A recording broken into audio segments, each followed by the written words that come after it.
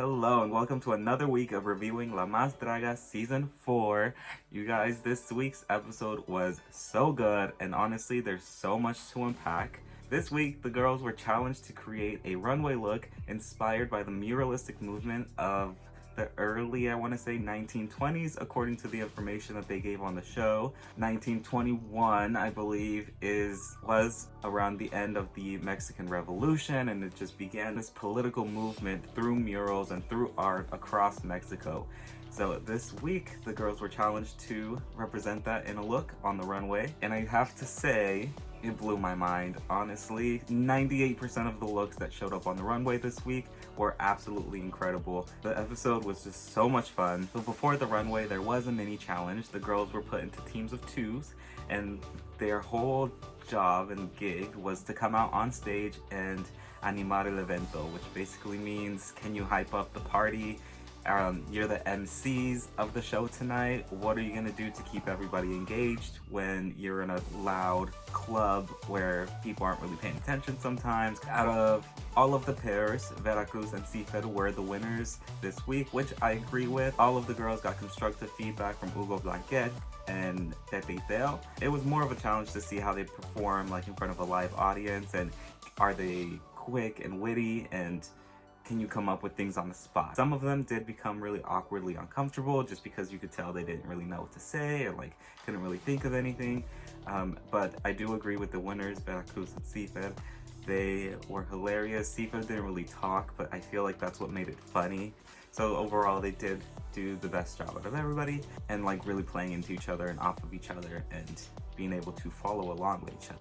We're gonna have to take a drink to this runway, you guys, because it was absolutely incredible. I'm drinking out of my Shrek cup. Do you guys remember these from McDonald's back in the day? This was Shrek the Third, and it's got the whole cute little family. We've had these glasses for years. McDonald's, bring back the Happy Meal glasses, collectibles. We want collectibles. For the runway category, La Mas Pintada, up first we have Aurora Wonders, wearing an outfit inspired by La Revolución by Fabian Chaires. Mija, ¿por qué?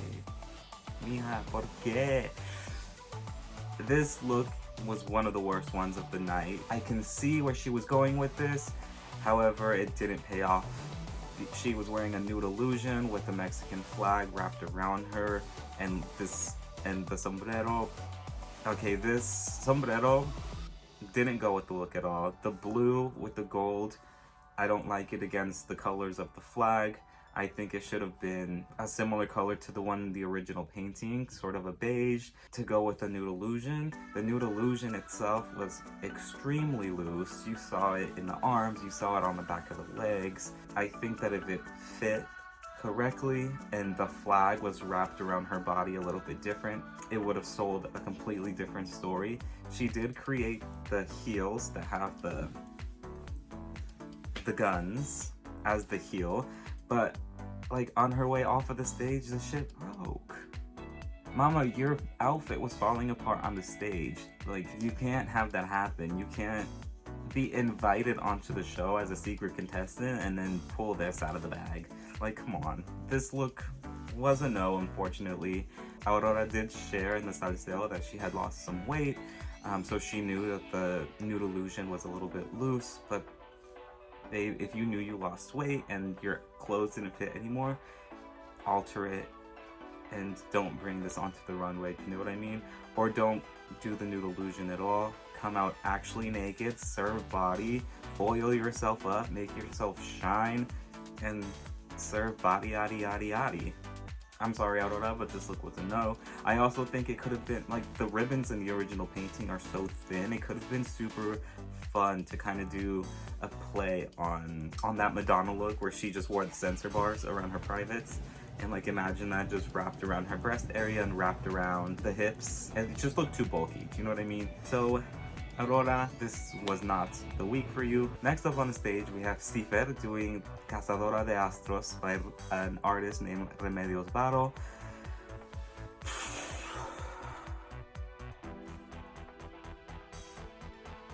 I need a second.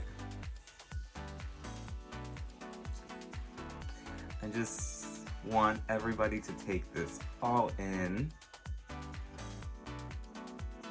Like, are you effing kidding me? This is dreamy. This is drag. This is art. This is creative. If this painting, if the woman or the person in this painting was a real live person, this representation is exactly what I would expect them to look like. It's absolutely incredible. The fabric, it shines, it's big, it's drag. I have to be honest, after this, I didn't want to see anything else. This was it. The runway presentation itself, the way that Sifa acted it out on the stage. She had a mesh net that she was walking around like catching stars or whatever it was, and she would sprinkle them into her little cage to feed her moon. This was absolutely beautiful. I have nothing bad to say about it, and I can't stop looking at it. Like, I just keep pulling it up because I just want to look at it some more. It's so beautiful, and Sifa knocked it out of the park. The makeup, the way that it flows into the headdress. To me, this is high drag and conceptual and amazing and a perfect representation of this painting by Remedios Battle. Sifa was also another one of my favorite looks. I think this solidified her as a front runner. I want to get to know her personality a little bit more. They show her in the interviews a little bit here and there, and she's very much like, oh, I just mind my business. I'm just listening back and forth. But I can sense a level of professionalism from her that is just incredible, and it comes through on the runway. Like, this is true dedication to the themes and the art. And Sifa, I commend you for this. This is awesome. Nothing bad to say. Again. Next up on the runway, we have Elektra Van Der Geltz doing Arte Popular by Javier Andres. This is basically a pop art look. Javier Andres is a pop artist from Mexico. This look that Elektra was wearing, I honestly did really enjoy it. I love the bodysuit. I love the details of Javier Andres's actual art. So she had the face painted over the torso, and I can only assume that these are faces of other artists, just because when she was walking backwards off of the stage, I saw the eyes of Frida Kahlo on the thigh. So this was a really great representation of a pop art look. I love the ruffly skirt with all of the colors. When I see a ruffly skirt like this, I immediately think Latin flair. So to incorporate it into a pop art look like this, I did think it was a really amazing thing to see. I love the collar that has all of the paint swatches, and then her hair framing her face as a picture. I think that this could have gone even further with the makeup. If she did a pop art makeup, since the face was framed, it would have elevated the creativity, I think, because it's now like you are the pop art piece. But the makeup was normal glam. So I would have liked to see pop art in the face. The Lucite pleaser pump, unfortunately, she took a tumble on the stage. It really affected her presentation the rest of the time. You could see how upset she was in her face. I felt so bad for her because she did not recover. She did end up changing her shoes to come back on, but I don't know. I feel like it's not a hard shoe to walk in. I don't know. Something probably just happened. Like her ankle, like obviously she took a wrong step, but you saw her ankle give out and she fell and she didn't recover from that. But overall, the look was there and I loved it. Next up to the stage, we have Giorgiana rocking an outfit inspired by Boceto Maria Izquierdo by Maremoto. So this one, I have to be honest, I think Giorgiana is so cute. Like, I love this hair that she chose. I love the lip shape that she does on herself. I love the hoops with the hair. I think it was very stylistically beautiful. I love all of this. The rest of it, I fell a little bit short for me. So she was supposed to be showcasing the art, and the art was on the train, and unfortunately the train was behind her and I'm watching you walk forward, so I don't get to see that unless you turn around. I think that if the drawings had also been on the inside and she lifted it up this way as she walked down the runway and just let that train fly behind her, I think it would have been a lot more impactful. She did say her look was a little bit more conceptual. She's wearing the colors of the trans flag, and it was designed by a friend of her who she says is a part of the LGBTIQ plus community. So it was also showcasing the talents of a smaller artist, but overall I do think it could have been elevated a lot more. She looks absolutely adorable. Honestly, like, I love from the neck up. The neck down, I think it's okay. The boot, the multicolored boot, I think could have been different. Overall though, it was not the worst look of the night, and she would have gotten a pass from me. Next on the stage, we have Iris XC doing Murales de la Frontera. This one I couldn't really find like a reference image for. I really think that it was more of a series of murals that you would see at the Frontera with like the border, I think. Love the colors that she managed to put into this. It looks hand painted, which is also very impressive. This was really beautiful. I think that the makeup really worked with the outfit. The outfit itself was bright and colorful, so was the face.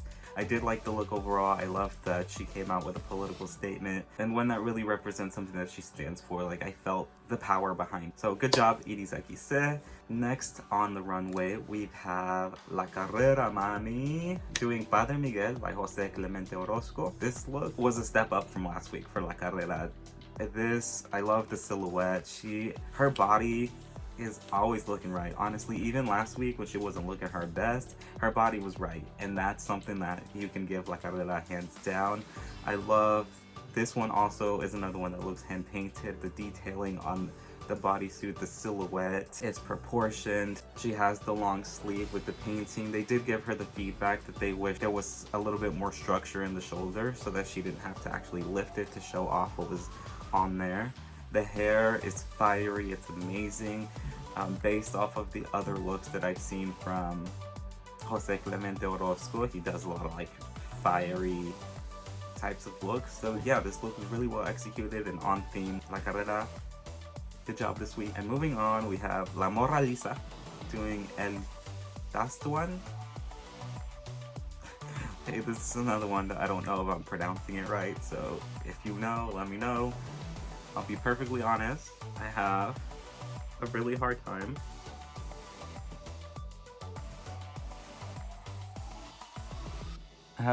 time pronouncing some stuff. So just let me know if I say it right or wrong. Or correct me down in the comments, whatever. La Morra Lisa doing El Tastuan y la Niña de Jerez by Rafael Coronel. Okay, at first, when I watched this, in my notes, I wrote down, could have been bigger, but then when I was looking at the reference images and I saw the painting and I saw the runway, she embodied the whole entire thing. The only thing missing was a horse. Like, absolutely incredible, and I'm shook. I wish that the red hat had revealed to like the fuzzy gray hat that the person with the red, green, and white frillies is wearing. But oh my god, she's wow. One of my critiques for La Morra Lisa last week was that I was afraid that she wouldn't change up her makeup, and this week she showed me that she can and is willing to switch up her makeup depending on the look. And Letal during critiques even said that she was like, I was prepared to see the same face and to give you the critique that we need to see variation. And without even being asked or having to be asked, she showed us that she has variation and there's a lot more in her back pocket that she is saving for the runway. Overall, this look is amazing. Again, she basically represented something through the entire painting, from the red robe to the red pointy hat. She took the red robe off, right? And then it revealed into the Mexican flag frillies. And the dress underneath, it's actually like Polaroids of the actual painting, and it's different parts of the painting. I was mind blown. And I do have to say, when I'm watching the episode live, and the past two runways have been very specific to the country of Mexico, I don't always get the references because I don't know all of the history. I don't know, all of the cultural aspects of it and the paintings and the artists and this, that, and the third.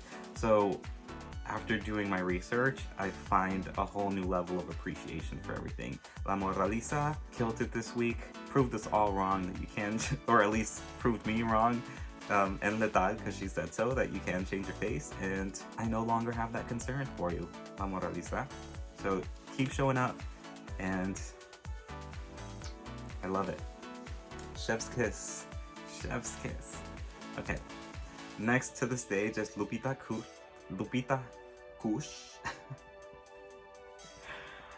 This was another one that really surprised me. She was doing a garment inspired by Hombre en Llamas by Jose Clemente Orozco. So this is the second Jose Clemente Orozco that we're seeing on the runway. She did her own interpretation for this, but it was divine. I thought last week she looked really amazing as well. She got the worst critique and was in the bottom. Like, what? I didn't agree with that last week, but this week completely showed up and showed out. She started her runway with her hand actually on fire. The way that she painted her chest was very much similar to that of the original painting. So it just had these really amazing detailed brush strokes that really just gave texture to her look. She had those same brush strokes added on the dress, which absolutely gave it so much texture and life. I love the horns in the wig, the makeup, stellar, and just the gag of like coming out with fire. Come on. Lupita did a really amazing job this week. So congratulations to Lupita, because last week everybody was really just bringing her down, and I didn't think she did that bad. Okay, so next up we have Paper Cut doing Hombre en Llamas by Jose Clemente Orozco. This was, I don't know if it was a little shady. Why would you put them right next to each other if they're doing the same painting, you know? Like, break it up by one. That being said, it didn't really matter too much because this was a completely different interpretation of the painting. Paper Cut.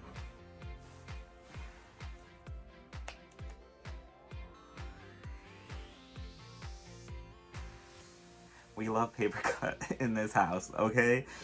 Just absolutely amazing. So in the painting, you can see the two guys that are framing a man that's engulfed in flames in the middle. Paper Cut had those. He revealed to the man in flames, which is him. And then I love that the addition of the piece in the back that kind of creates that porthole or whatever of flames that you see in the original painting. The detailing on this costume is amazing. The shading on the face is just fiery, sinister. Nothing bad to say about this look either. He came out looking right. This entire outfit, super creative, and it's something that I know he gets a lot of praise for, just the creativity that he has, and yeah, you can't take that away. It's just incredible, it's amazing, iconic, completely never been done before. Put it in the blender, shit on it, Gaga, take it away. Another one of my top looks for sure, nothing bad to say. Paper Cut, we stan. Next up to the runway, we have Rebel Mork doing Solo and Do. Solo and Do. I'm gonna go ahead and say it's Solo and Do by Rafael Coronel.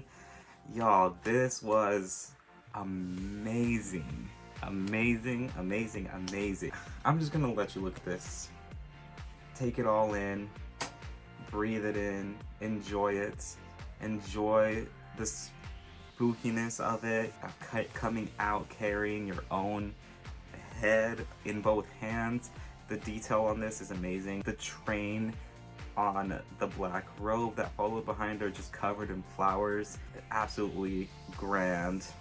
The theme of the flowers coming up into the hat, the makeup on the face matching the heads. How can you say anything bad about this? It's so spot on. Definitely Rebel Mork has a brand and a look that she knows how to portray, and this falls perfectly into that category. The reveal, I didn't necessarily find a reference image for this. I have to say, I like it with the black robe over. I do like the silhouette of the white bodysuit. Her body is absolutely magnificent in this. I love the detailing of the veininess going up the body and into the hair. Incredible. I just couldn't find the reference picture for this. So if it's part of the same set of images, just let me know, because I know she turned around and she had another head attached to her back. Kind of gave me It the Clown vibes, but I loved it. I love that it gave me It the Clown vibes. Next up to the stage, we have Sirena doing Desnudo con Alcatraces by Diego Rivera. This look, I have to say, was one of the worst of the night as well. I felt like I didn't fully understand what Sirena was trying to do. I think she came out in the black... No, see, because I was gonna say, I think she came out in the black dress to represent, like, her being the Alcatraz. But why would the stem be black? This is definitely not the best that I've seen from Sirena. I expect a lot more. I've seen her social media and there's a lot of really good stuff on there. So I wonder what happened here, and I wonder what the thought process was. It didn't work. I'm sorry, Sirena, but this is one of my bottom looks for the week for sure. Next up to the stage, we have Tiresias doing Bruja que va al Sabbath. Another one that I'm not completely sure how to pronounce, but this is also by Remedio Varos. When this look came out onto the runway, I was like, ooh, this is awesome. And then as she got closer and the cameras kind of cut in, I started to notice the breakup of the feather boas that were used to create the look of the flowiness of the garment. From far away, it looks great, but from up close, it looked a little bit like craft store to me. The headpiece, the mask that they created is absolutely amazing. The red fiery hair that goes down to her calves, amazing. The makeup, absolutely incredible. I think the look could have been elevated if it was ostrich feathers that created a sculpture around the body and just created a really beautiful silhouette. However, I happen to know that ostrich feathers are very, very expensive. So I'm not knocking it. It looked great from far away. I was immediately intrigued when I saw it. The reveal underneath, didn't totally understand it. Again, I looked up the reference images and I couldn't find what that was. I liked the look better before everything came off. The bodysuit with the stockings that go up to the thigh. It wasn't enough or as big as the first thing, and if you're gonna reveal, it needs to be just as big and just as good. Overall, Tiresias, good job this week, and it was stunning. Next up to the stage, we have Veracruz, inspired by El Mago Tejiendo Música by Alejandro Colunga. This look wasn't good. As soon as it came out onto the runway, I wrote down Baked Potato Couture. If anybody watches RuPaul's Drag Race, our girl Jiggly Caliente, in her Baked Potato Couture, they turned the lights down, and the entire time, all I could think is, why are the lights off? And then we found out later that the outfit was supposed to light up with LED lights. There was a malfunction to where the lights didn't come on. Last but not least, we have Lexa Fox doing Murales Callejon Chinesca, which also could not find reference images from this. Lexa Fox is from Mexicali, so I think that it was sort of like a Chinatown type of thing. So that's kind of what I took away from all of this, is that in Mexicali they have a Chinatown basically, and it was inspiration from that. I honestly didn't totally like this one. There were aspects of it that I appreciated. I appreciated that the colors in the garment also showed up in the colors of the hair. I appreciated the wig sculpture that she was wearing, but the outfit itself, it felt very Disney Store to me. It just didn't read, I think, the way that it was supposed to. But I appreciate her appreciation for the Chinese culture that shows up in Mexicali, and the Chinese representation that is a part of where they're from. Okay, so who were the tops? I completely and totally agree with this week's tops and bottoms. Actually, I agree with this week's tops. For the tops, we have, of course, Seafit, we have Paper Cut, and we have Rebel. I have to say my top two are Seafit and Rebel. My top is Seafit. She also did win the challenge this week, both the mini challenge and the runway, so she won the entire episode basically. So good job, Seafit, congratulations, totally well deserved.